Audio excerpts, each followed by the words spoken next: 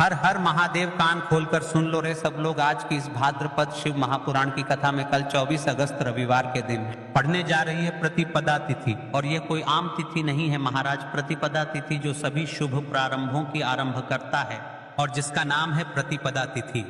आज की इस कथा को सुनते हुए मन में सिर्फ एक ही भाव रखें, महादेव की भक्ति और माता लक्ष्मी का आशीर्वाद। यदि पूरे श्रावण माह में अपने उपाय किए फिर भी फल प्राप्त नहीं हुआ, जीवन में दुख कष्ट है, धन संपदा में वृद्धि नहीं हो पा रही है, कार्य प्राप्त नहीं होती है, तो महाराज तुलसी के लकड़ी का दीपक का उपाय प्रतिपदा तिथि के दिन यदि आपके घर का कोई भी एक व्यक्ति कर लेता है, उसे घर में कभी धन संपदा में कमी नहीं आ सकती महाराज। प्रतिपदा तिथि हर तिथियां की जननी। सबसे पहले आज की इस शिव महापुराण की कथा से जान लो सब लोग प्रतिपदा तिथि का महत्व क्यों इतनी विशेष है महाराज। शास्त्रों में लिखा गया है, सर्वासाम तिथि नाम माता प्रतिपदा स्मृता, अर्थात जितनी भी तिथियां हैं, अष्टमी, नवमी, दशमी, एकादशी, पूर्णिमा, अमावस्या, उन सब की जननी है प्रतिपदा तिथि। यही वह क्षण है जब समय चक्र का आरंभ होता है। यही वह तिथि है जब सृष्टि के नए अध्याय की नींव रखी जाती है। और यही कारण है कि महापुराणों में कहा गया है, जो साधक प्रतिपदा तिथि पर छोटा सा भी पुण्य कर्म करता है उसे 100 गुना फल मिलता है। अब देखिए महाराज, आखिर क्यों करना चाहिए तुलसी की लकड़ी के दीपक का उपाय? अब प्रश्न उठता है, प्रतिपदा तिथि इतनी दिव्य है तो हमें करना क्या चाहिए? उत्तर है तुलसी की लकड़ी का दीपक का उपाय। महाराज, दीपक केवल तेल और बाती का नहीं, दीपक का सबसे बड़ा अर्थ है अंधकार को हटाना, प्रकाश को लाना। लेकिन जब दीपक तुलसी की लकड़ी से बनाया जाता है तब उसकी शक्ति कई गुना बढ़ जाती है, क्योंकि तुलसी माता स्वयं लक्ष्मी जी का स्वरूप है। और जब तुलसी की लकड़ी से दीप जलता है तो वह सिर्फ दीपक नहीं रहता, वह बन जाता है भक्ति और समृद्धि का द्वार। प्रतिपदा तिथि पर तुलसी की लकड़ी का दीपक जला देने मात्र से घर से नकारात्मक ऊर्जा निकल जाती है, जीवन में धन धान्य और सुख समृद्धि आती है, रोग शोक और क्लेश समाप्त हो जाते हैं और वरदान शिव जी और लक्ष्मी जी दोनों की कृपा साथ साथ प्राप्त होती है।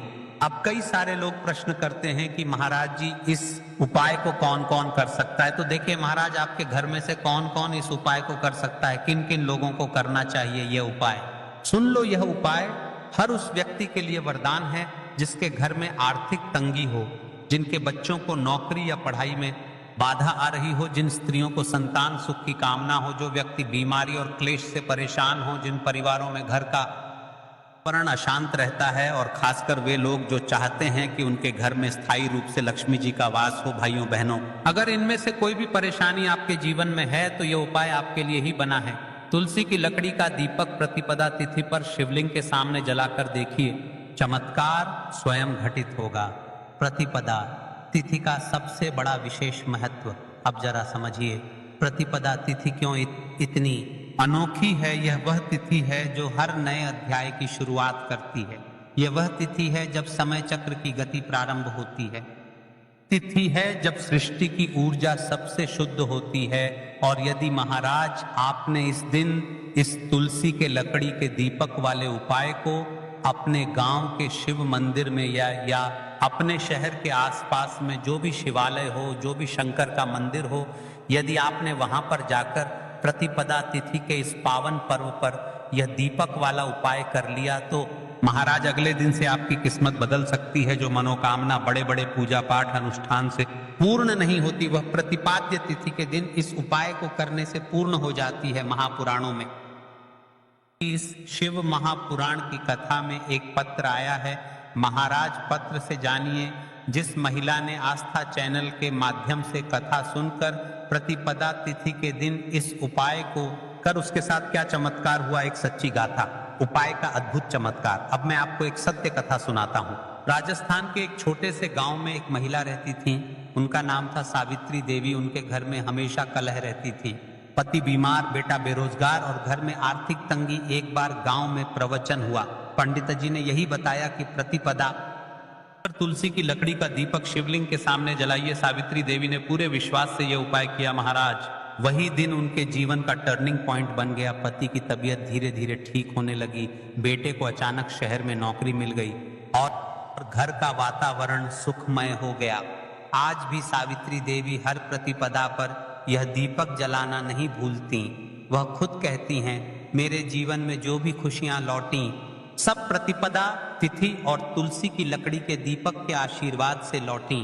पिछले वीडियो में जिन लोगों ने कमेंट किया था अपनी राशि जुड़ा भाग्य जानने के लिए, वे लोग आज जान लो अपनी राशि से जुड़ा भाग्य। महाराज, ज्योतिष की दृष्टि से भी प्रतिपदा तिथि का प्रभाव अद्भुत होता है, लेकिन 24 अगस्त की यह प्रतिपदा 2 राशियों के लिए विशेष फलदायी रहेगी।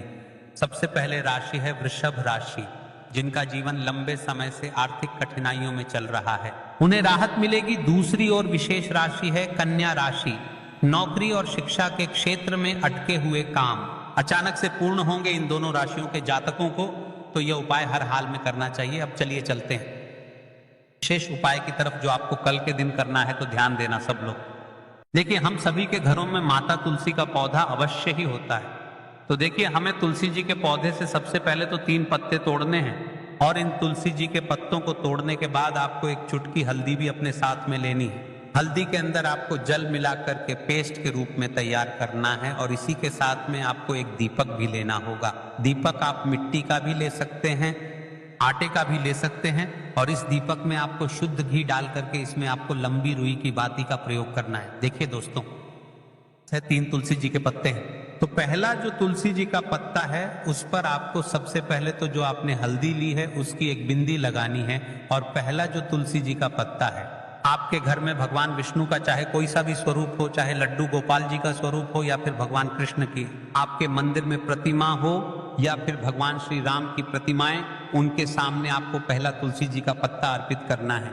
या फिर आप इस उपाय को अपने गांव के शिव मंदिर में भी कर सकते हैं। अब देखिए दोस्तों, पास जो 2 तुलसी जी के पत्ते हैं और आपके पास जो एक दीपक है, इन्हें आपको लेकर के पहुंचना है अपने ही घर में तुलसी जी के पौधे के पास में। देखिए, सबसे पहले तो आपके पास जो 2 तुलसी जी के पत्ते हैं, उन पर भी आपको हल्दी की एक एक बिंदी लगानी है, और उन दोनों ही तुलसी जी के पत्तों को आपको अपने घर में तुलसी जी के पौधे के वहां पर ही अर्पित कर देने हैं। और इस प्रकार से ये दोनों पत्ते भी तुलसी जी के पौधे के पास में अर्पित करने के बाद अंत में जो आपके पास एक लंबी बाती का दीपक है, इसे आपको तुलसी जी के पास में ही प्रज्वलित कर देना है। जो भी व्यक्ति अपने ही घर पर इस प्रकार से तुलसी जी के 3 पत्तों का यह उपाय कर लेता है, तो उसका परिवार हमेशा खुश रहता है, उसके परिवार में कभी भी कोई भी संकट उत्पन्न नहीं होता है, और यदि आपके घर में जो विग्रह क्लेश है वह भी समाप्त होते हैं।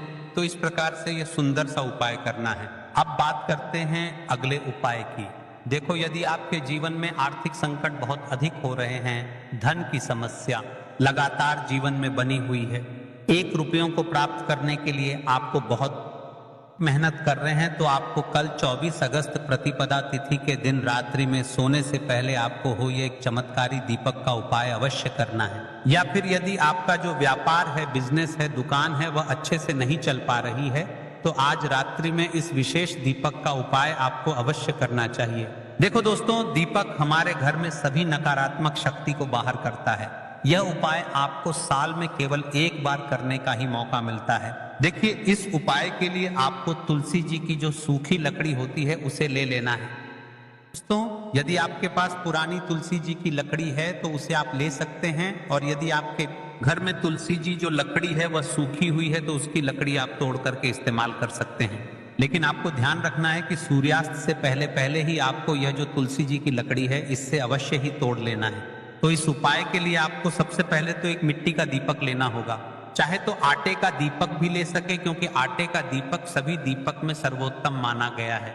इस दीपक के अंदर शुद्ध घी का प्रयोग करना होगा, और इससे दीपक के अंदर आपने जो तुलसी जी की लकड़ी ली है उसे भी रख देना है। लेकिन ये जो तुलसी जी की लकड़ी है, इसमें आपको चारों तरफ अच्छे से घी लगा लेना है। जो तुलसी जी की लकड़ी है, यदि आप उपाय करते हैं और बहुत ही शीघ्रता से जल जाती है, तो इसके लिए आपको एक कार्य करना है। आपको थोड़ी सी रुई ले लेनी है, और उस रुई को आपने जो तुलसी जी की लकड़ी ली है उस पर अच्छे से चारों तरफ लपेट देनी है। तुलसी जी की लकड़ी के ऊपर रुई लपेटने के बाद इसे आपको के अंदर डुबो लेना है। अब इसे आपको बाती के रूप में प्रयोग करना है। अब दोस्तों, इस दीपक को आपको प्रज्वलित कहाँ करना है? तो इस दीपक को आपको या तो भगवान विष्णु के सामने प्रज्वलित करना होगा, या फिर आपको भगवान श्री राम के सामने प्रज्वलित करना होगा, या फिर भगवान कृष्ण के सामने यानी कि भगवान विष्णु के जो भी अवतार हैं उनके सामने आप यह दीपक प्रज्वलित कर सकते हैं, या फिर आप इस दीपक को माता तुलसी जी के सामने भी प्रज्वलित कर सकते हैं।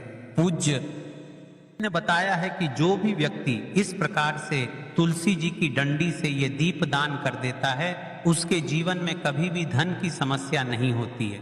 इसीलिए आपको यह पूरे साल में केवल एक बार ही मौका मिलता है। इस उपाय को करके देखना, आपकी सभी इच्छाएं जरूर पूर्ण होंगी। यह जो उपाय है रात्रि में सोने से पहले करना है। यह इस उपाय के लिए आपको 2 हरी इलायची लेनी होगी।